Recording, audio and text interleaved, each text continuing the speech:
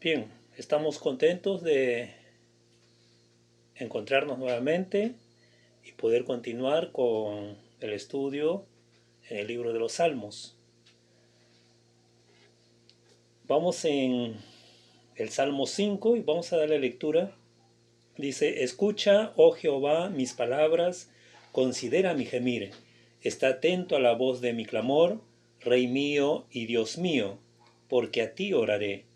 Oh Jehová, de mañana oirás mi voz. De mañana me presentaré delante de ti y esperaré. Porque tú no eres un Dios que se complace en la maldad. El malo no habitará junto a ti. Los insensatos no estarán delante de tus ojos. Aborreces a todos los que hacen iniquidad. Destruirás a los que hablan mentira. Al hombre sanguinario y engañador abominará Jehová. Mas yo por la abundancia de tu misericordia estaré en tu casa. Adoraré hacia tu santo templo en tu temor. Guíame, Jehová, en tu justicia a causa de mis enemigos. Endereza delante de mí tu camino, porque en la boca de ellos no hay sinceridad, sus entrañas son maldad. Sepulcro abierto es su garganta, con su lengua hablan lisonjas. Castígalos, oh Dios, caigan por sus mismos consejos. Por la multitud de sus transgresiones, échalos fuera, porque se rebelaron contra ti. Pero alégrense todos los que en ti confían, den voces de júbilo para siempre, porque tú los defiendes. En ti se regocijen los que aman tu nombre, porque tú, oh Jehová, bendecirás al justo, como a un escudo lo rodearás de tu favor. Oramos. Dios amado, estamos agradecidos que nos permites este tiempo de abrir tu palabra, leerla y a través de ella tú puedas, Señor, enseñarnos, instruirnos en cuanto al conocimiento de tu persona, al conocimiento, Señor, de tu voluntad para nuestras vidas. Tú eres el que puede fortalecernos, el que puede, Señor, animarnos, Padre, de tal manera que podamos continuar en esta vida, continuar en el camino en el cual nos has puesto, en Jesucristo. Gracias te damos en el nombre de Él. Amén.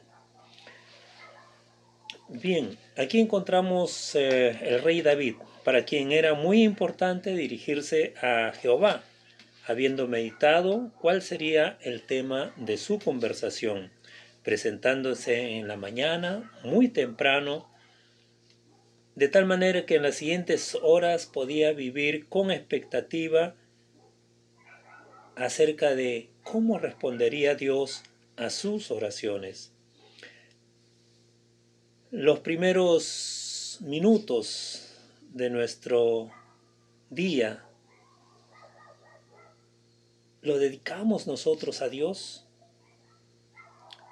Iniciamos el día con tal prisa que olvidamos conversar con Dios.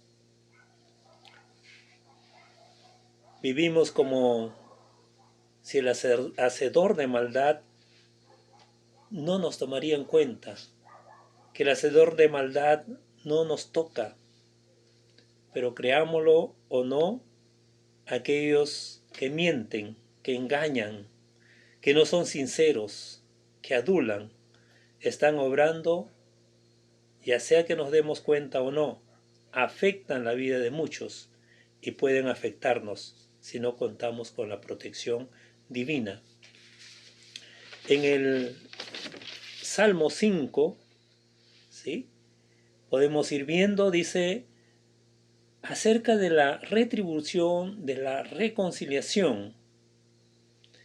Y vemos que David, ¿sí?, pide la intervención divina. Y él dice: escucha, oh Jehová, mis palabras, considera mi gemir. Está atento a la voz de mi clamor, Rey mío y Dios mío, porque a ti oraré. Oh Jehová, de mañana oirás mi voz, de mañana me presentaré delante de ti y esperaré. Y encontramos estas palabras que dice, escucha, considera, está atento, ¿sí? Y, y el anhelo de David es ser escuchado por Jehová. Note esa intensidad con que David pide ser oído. Él quiere ser escuchado, quiere que Dios le ponga atención. Dice, considera que Dios le tome en cuenta, ya que él está triste, está herido. Dice, está atento, que fije su atención en él, como diciendo, mírame. Le comunica a Dios el ser escuchado de tres maneras. Diríamos, Jehová, escúchame, por favor. Son expresiones que hablan fuerte de la urgencia, más allá de las palabras. Expresa sus sentimientos. Nuestros sentimientos muchas veces expresan lo que con palabras no podemos decir. Dice, la voz de mi clamor. Algo mágico podríamos decir, ocurre cuando los niños piden, clamando algo a sus padres, ¿no? El padre es conmovido, ¿sí? El padre puede verlo, se sonríe, ¿no? Y es movido a acceder a su petición. Y como alguien ha dicho, ¿no? La magia del clamor a los oídos de los padres. Y dice el salmista ahí, Rey mío y Dios mío. Él argumenta el ser escuchado en el hecho de que Él es su Rey, su Dios. Y diríamos nosotros hoy en día que Él es nuestro Padre, ¿sí? Se espera que los reyes, o se esperaba que los reyes escuchen a su pueblo, ¿sí?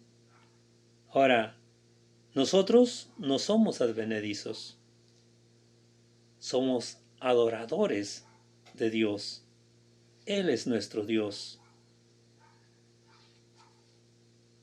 Dios de nosotros por el pacto, por la promesa, por el juramento y por la sangre de Jesucristo.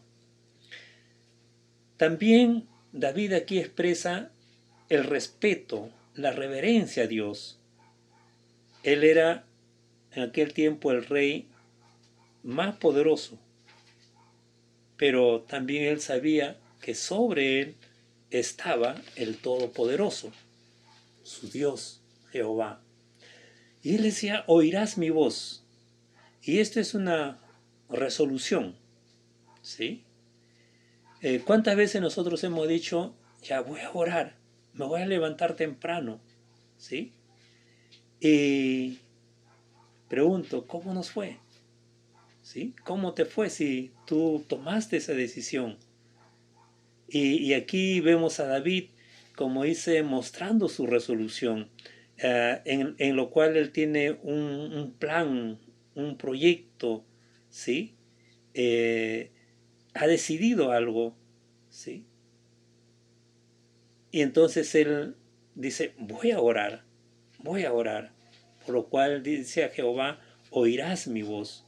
Él está dispuesto a vivir cada día conversando con su rey, con su Dios. De otra manera, su vida no tendría sentido. Y dice también en la mañana, en tanto que el resto de la familia está descansando y el sol no aclara todavía para un nuevo día.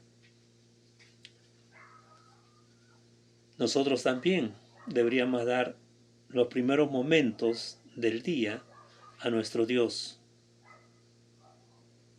En los primeros momentos del día estamos descansados.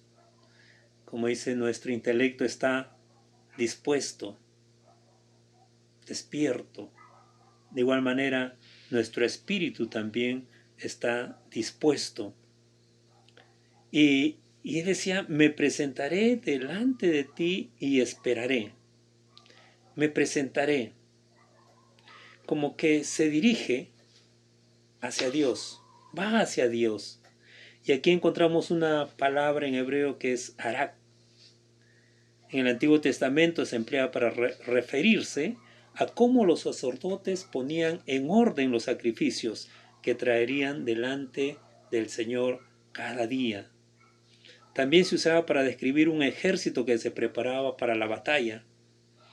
Y todo esto indica de una estrategia ordenada, de algo que ha sido preparado para entrar en combate.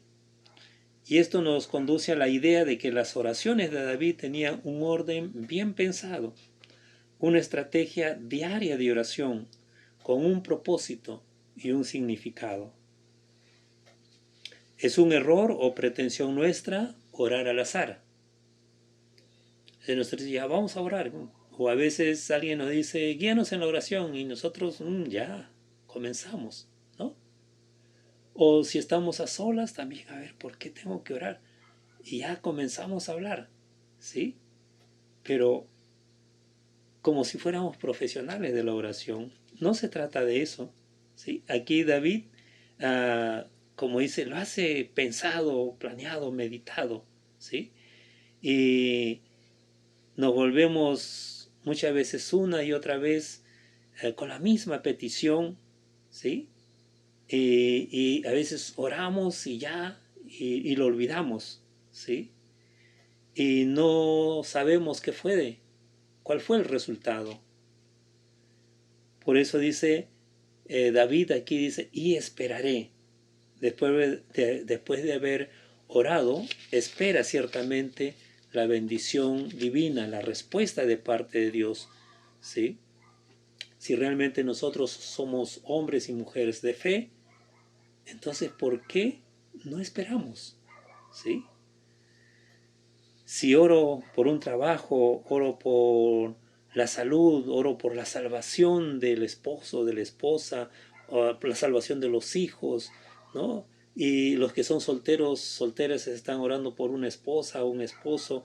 ¿Y por qué no esperan si son hombres y mujeres de fe? ¿Sí? Entonces tenemos que aprender también a esperar pacientemente, ¿sí? Algunos se desesperan, pero tenemos que aprender la paciencia, a esperar después de haber conversado con Dios sobre cualquiera sea el asunto. ¿Sí? Dios ha prometido bendecirnos, ¿sí? Entonces esperemos lo que le hemos presentado, ¿sí?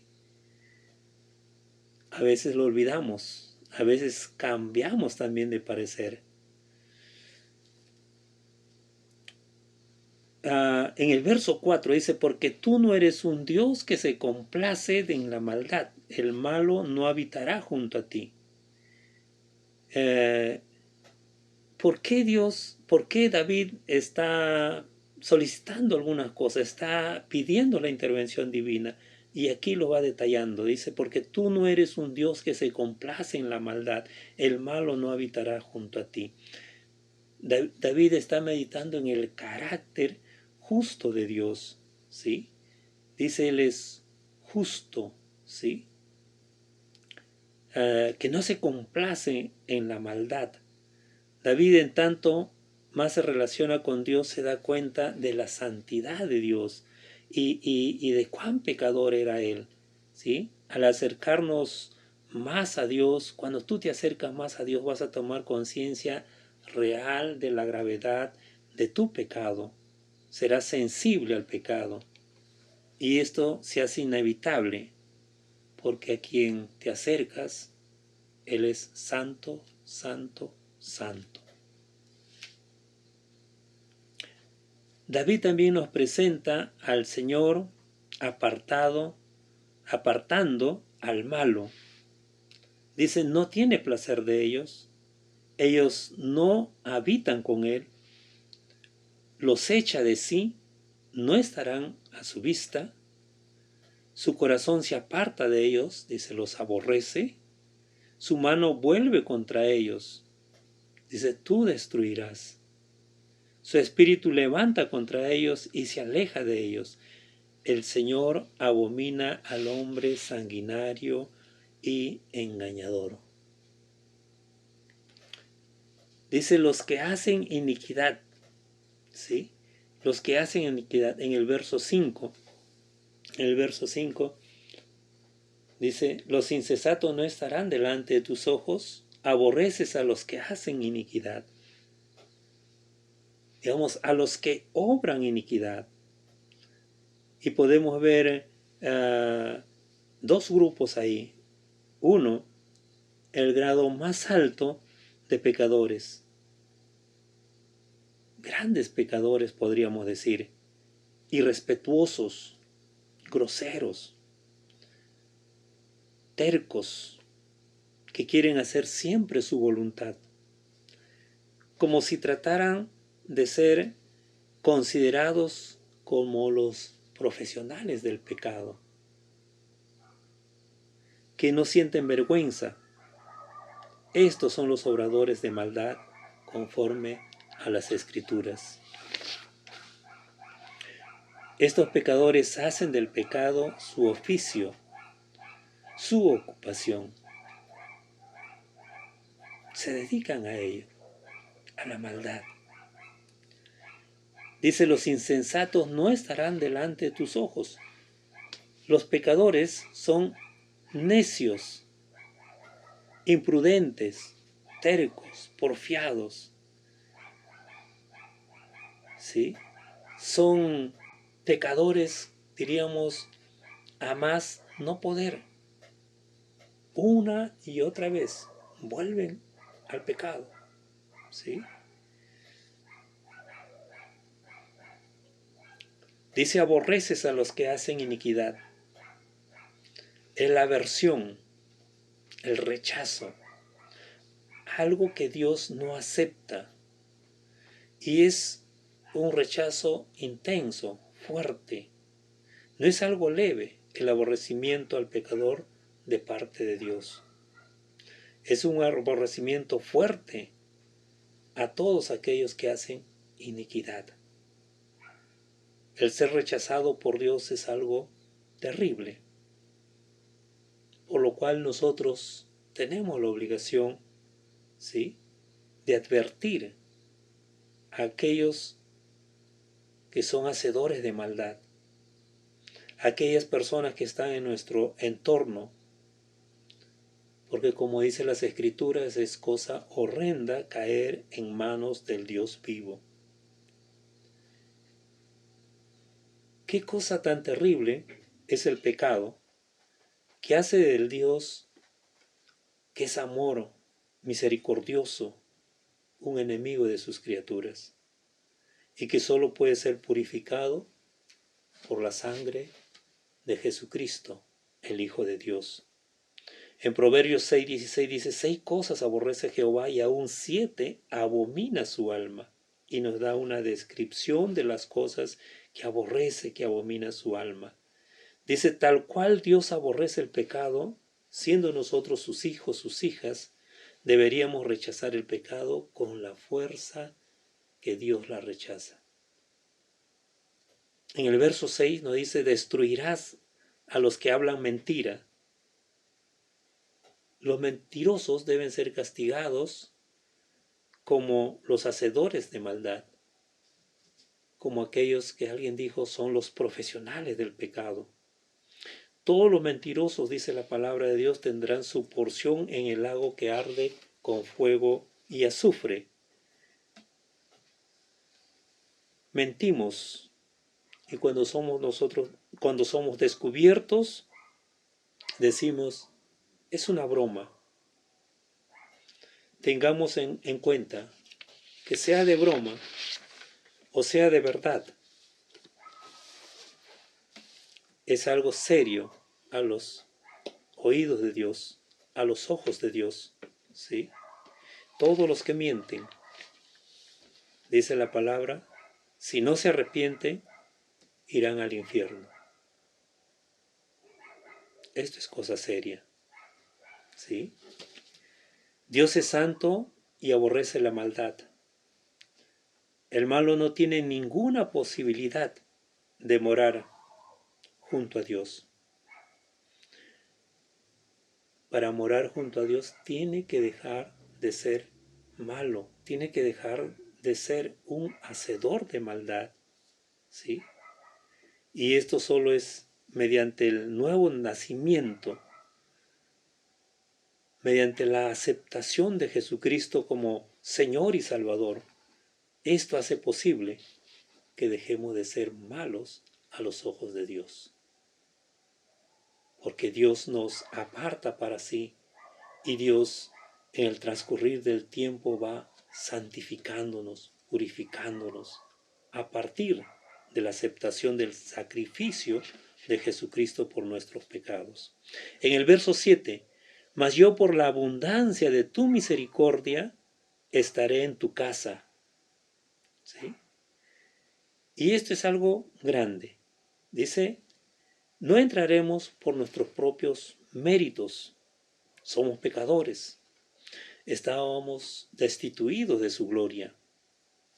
Solo la misericordia de Dios nos permite entrar a la presencia de Él. Misericordia que fue manifestada en el Calvario, donde nuestro Señor Jesucristo derramó su preciosa sangre, con la cual nos lavó, nos limpió, y fuimos perdonados de nuestros pecados, y nos abrió acceso a la presencia del Padre. David reconoce que no es justo. Él confía en la misericordia de Dios, por lo cual dice, entrará a la casa de Dios. Irá ya, estará en su presencia, lo adorará ahí, ¿sí?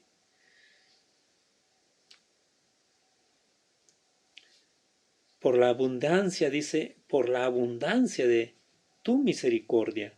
Reconoce que no son sus propios méritos, no es su humildad, no es su devoción, no es su valentía, no es su sabiduría, no es su destreza para la guerra, no es el hecho de que él es un buen gobernante del pueblo de Dios, no es por sus conquistas, no es por sus poemas y cánticos, no, al contrario, él sabe que está lleno de pecado, y si entra a la casa de Jehová es por la misericordia de Jehová.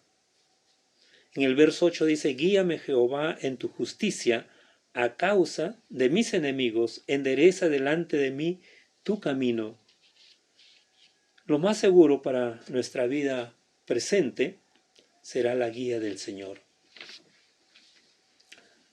Dice, en tu justicia, la justicia humana es imperfecta. Necesitamos que Dios nos guíe en su justicia. Los caminos de Dios, dice, son justos. Podemos ser guiados en la justicia divina. Así podríamos burlar a nuestros enemigos. En tanto que caminemos en justicia, en tanto que caminemos conforme a la voluntad de Dios, digamos, tendremos victoria sobre nuestros enemigos, o mejor dicho, Dios nos dará la victoria sobre ellos. También decía el salmista, allana tu camino delante de mí. Pide entender el camino sobre el cual Dios quería que anduviese. ¿Sí? Que Dios, como dice, lo encaminase hacia el objetivo, ¿no? Hacia los propósitos para su vida. Y aquí tenemos muchas veces que ceder a nuestros propios caminos, a nuestra forma de pensar, a nuestra forma de actuar, a nuestra forma de solucionar nuestras dificultades y andar en el camino de Dios si queremos realmente superar los inconvenientes para lograr los objetivos en nuestra vida. ¿Sí? Como cristianos hemos aprendido algo, ¿sí? Que el Señor Jesucristo es el camino. Y entonces, así como hemos aprendido o hemos recibido al Señor Jesucristo, dice, debemos de andar en Él. debemos de seguir sus huellas, sus pisadas. Él es el ejemplo para nuestra vida, ¿sí? Debemos de imitarlo a Él. También encontramos esta oración, como dice, contra, es una oración en contra de los pecadores de parte de David. Y dice en el verso 10, castígalos, oh Dios, caigan por sus mismos consejos, por la multitud de sus transgresiones, échalos fuera, porque se rebelaron contra ti. Dice contra ti, David dice que ellos se han rebelado contra Dios. No es David quien tiene que perdonarlos, ya que su rebeldía es contra Dios. A través de las Escrituras nosotros somos enseñados a perdonar a nuestros enemigos, pero a los enemigos de Dios no nos toca a nosotros perdonarlos. Eso le compete solo a Él, ¿sí? Encontramos en las Escrituras en Génesis 6:5 y dice, y vio Jehová que la maldad de los hombres era mucha en la tierra y que todo designio de los pensamientos del corazón de ellos era de continuo solamente el mal. Y en Génesis 18:20 dice, entonces dijo Jehová, por cuanto el clamor contra Sodoma y Gomorra se aumenta más y más y el pecado de ellos se ha agravado en extremo, ¿sí? Y en estas dos situaciones Dios toma la decisión de castigar, ¿sí? Porque el pecado era ya en extremo. Dice, todo pensamiento del corazón de ellos era de continuo solamente el mal, ¿sí? Si David estuviera en aquel tiempo, también habría dicho, Señor, destrúyelos, castígalos, ¿no? ¿Qué diríamos nosotros? A tanta maldad hoy, ¿qué diríamos nosotros? ¿Sí? David explica su oración contra los pecadores.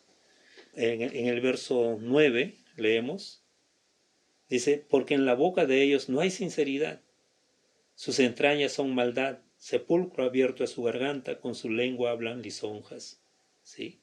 El apóstol Pablo hace una descripción exacta de la raza humana. En Romanos capítulo 3, y ahí vemos un cuadro de la depravación humana. Dice, porque en la boca de ellos no hay sinceridad, sus entrañas son maldad, sepulcro abierto es su garganta, con su lengua hablan lisonjas. Sus entrañas son maldad.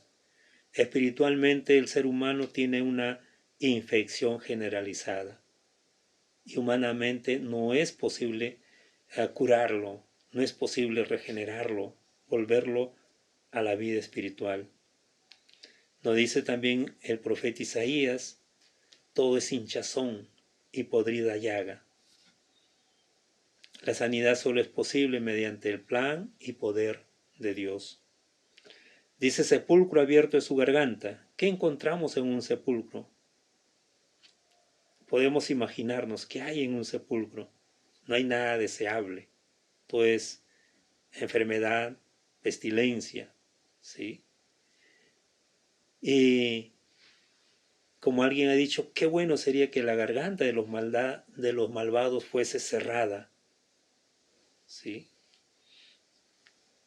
Pero están abiertos de tal manera que toda la maldad de su corazón sale fuera de ella. Hay peligro en cuanto a un sepulcro abierto. Alguien puede caer y estar entre los muertos. Es de cuidado, el malo hará y dirá cuanto pueda para destruir al Hijo de Dios, a la hija de Dios, ¿sí? Y esta figura habla de la conducta depravada de los malvados, que tienen costumbres viciosas e inmorales. No es nada agradable estar ante un sepulcro abierto, ¿sí? Pero muchos cristianos se exponen voluntariamente a un sepulcro abierto, ¿sí?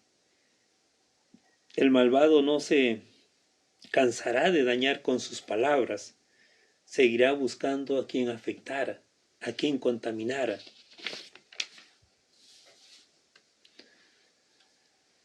Con su lengua, dice, hablan lisonjas. Ellos te alabarán porque tienen un interés de por medio. ¿Sí? Son aduladores porque esperan conseguir algo de ti. ¿Sí?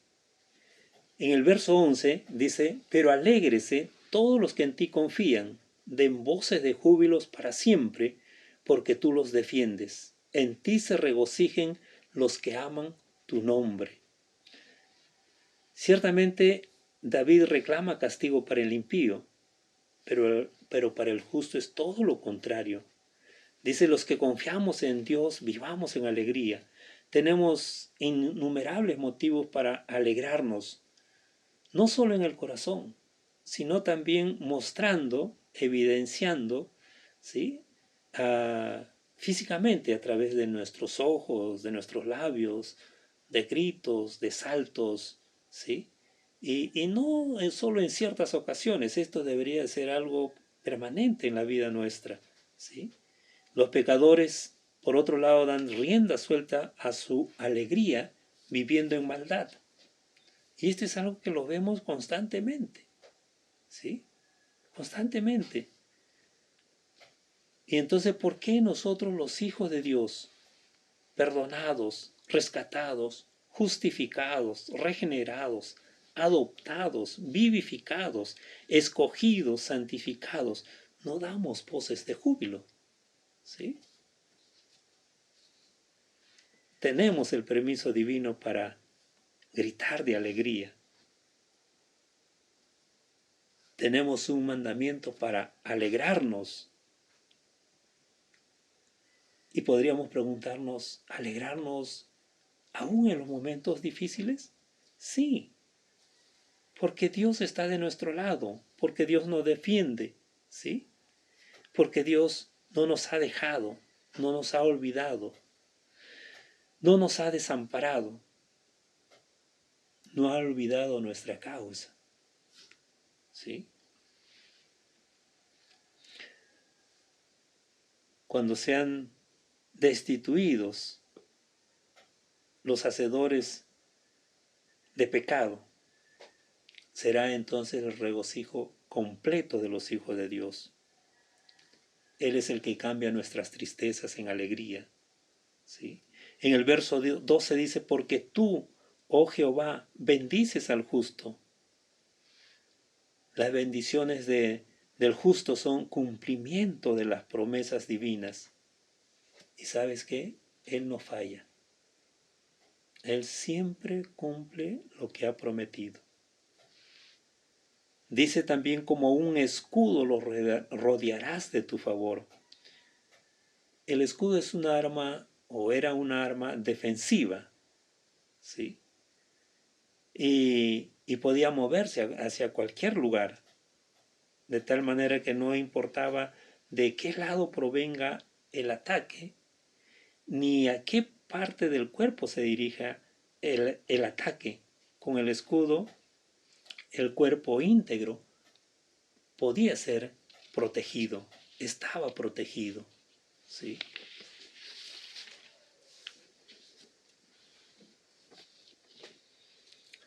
No debemos ignorar el conflicto del cristiano con los hacedores de maldad y los poderes malignos. Como cristianos, como hijos de Dios, muchas veces vivimos como si estuviéramos en paz. Pero no es cierto, espiritualmente no hay paz. Estamos en una lucha continua, ¿sí? Y nos es necesario contar con la guía constante de Dios. El enemigo usa la mentira, el engaño, la hipocresía, palabras hirientes, insultos, la adulación. Entonces necesitamos también la protección segura y confiable de parte de Dios. Y qué bueno que todo esto está a nuestro alcance. ¿Sí? Decía el salmista, porque tú, oh Jehová, bendecirás al justo, como a un escudo lo rodearás de tu favor. ¿Sí? Está las bendiciones de parte de Dios. Toda bendición espiritual ha sido derramada sobre los hijos de Dios. Y está la protección divina.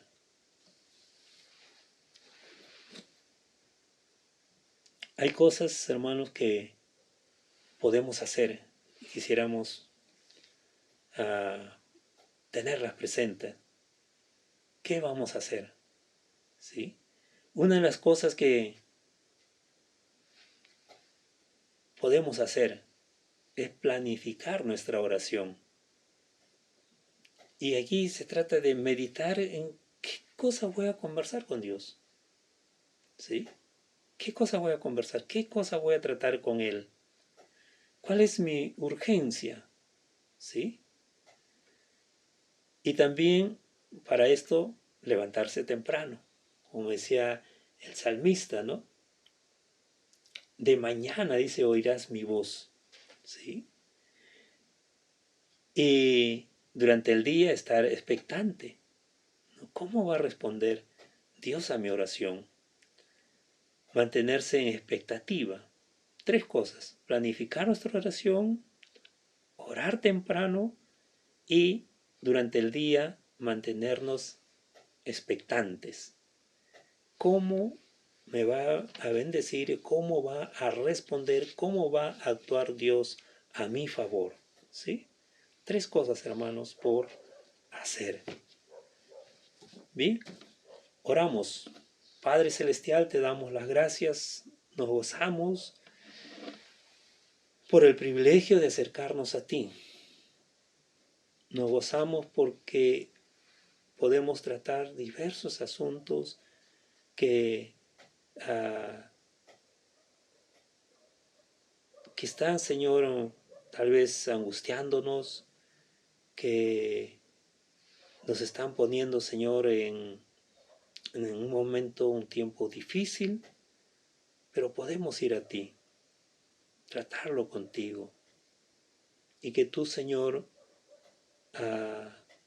muestres, Padre, tu misericordia, tu favor para con nosotros.